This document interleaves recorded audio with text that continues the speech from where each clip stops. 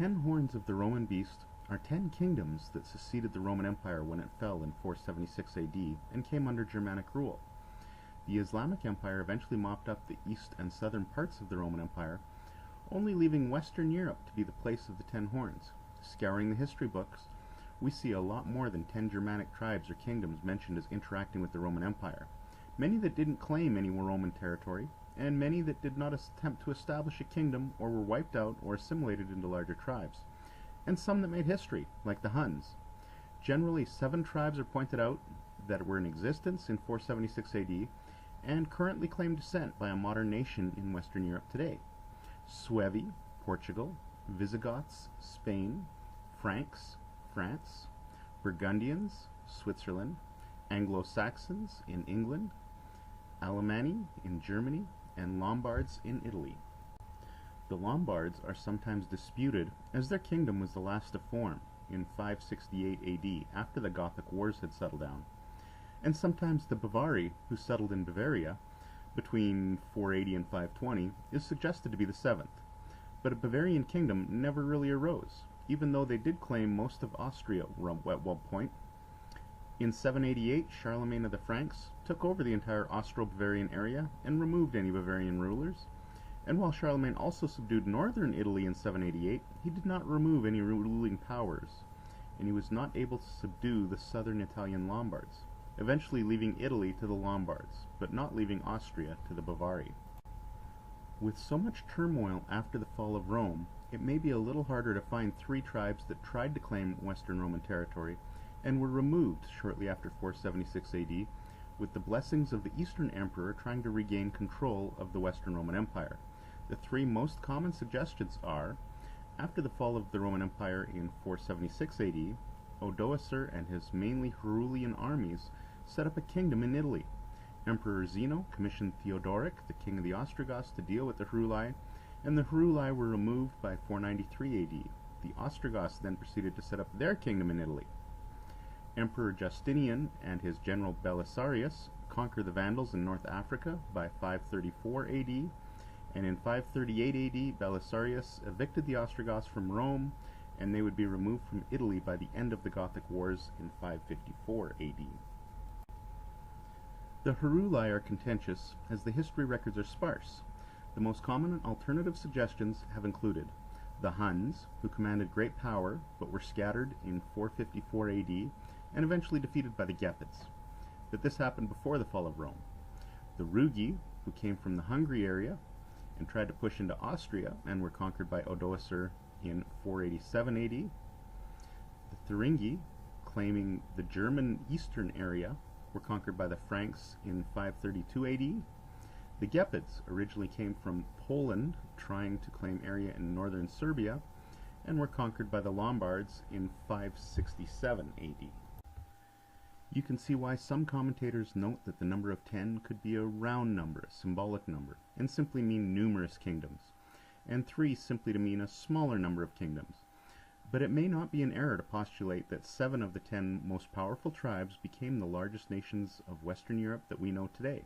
The Reformers tried to name the 10 Germanic tribes and utilized the same rationale, coming to very similar conclusions. But regardless of the actual tribes and kingdoms involved, we know that Rome fell in 476 AD, and the little horn was to arise a little while after the 10 horns settled down into 7. Daniel gives us numerous characteristics of the little horn. Daniel states it would be a little horn, so a little kingdom or nation. Today we have a classification called microstate, and Europe has several. 2. Daniel states it came up among them, and the other which came up. And Daniel 2 shows the clay mixing with the iron. The 10 horns, which were the kingdoms of Western Europe, so this would be a kingdom somewhere in Western Europe. Daniel states, another shall arise after them. Thus it would emerge from the Roman Empire, not from one of the barbarian kingdoms or elsewhere, but would be contemporaneous to the Germanic kingdoms. Number 4, Daniel states, before whom there were 3 of the first horns plucked up by the roots, before whom 3 fell, he shall subdue 3 kings. Before it could arise, 3 powerful Germanic kingdoms in the Western Empire would have to fall to make way. Number 5, Daniel states it had eyes like the eyes of a man, that had eyes, whose look was more stout than his fellows. Biblically, eyes of a man indicates pride and a lack of spiritual discernment, and stout is used to indicate spoiled, proud, and being far from righteousness.